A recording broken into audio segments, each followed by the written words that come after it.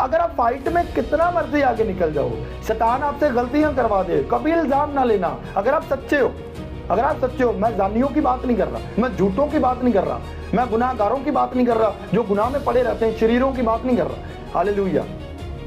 सादक की बात कर रहा हूं, सच्चे की, रियल बंदे की, जो अपनी जात में रियल बनना चाहता था। उसने कई साल प्रूव किया हो, पर अब आकर उससे अगर कोई खता होगी, कोई गुनाह हो गया, तो शैतान ये चाहता है कि ये उस मंजिल तक पहुंच ना पाए, वो मंजिल जो बाप ने इसके लिए रखी है। इसराइल के रथ और सवार, बड़े बड़े काम और समंदरों को दो करना, दरियाओं पर से गुजर जाना, यहोवा ने इसके लिए रखा। शैतान जानता है और वो उससे पहले पहले ऐसे हथकंडे लगाना चाहता है, ये अपना हौसला छोड़ जाए और ये जो है खुदा के काम को गिव अप कर दे।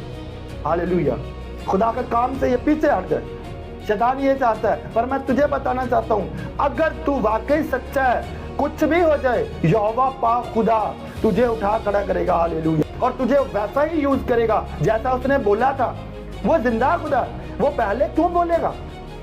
अगर उसने तुझे यूज नहीं करना, अगर उसने तेरी जिंदगी में काम ही नहीं करने, तेरी जिंदगी को ब्लेस ही नहीं करना, बरकत ही नहीं देनी, वो क्यों पास्टर के जरिए से बोलेगा? वो क्यों लोगों के जरिए से बोलेगा? वो क्यों अपना कलाम तुझ पर जिंदा करेगा? वो क्यों तुझसे हम कलाम होगा?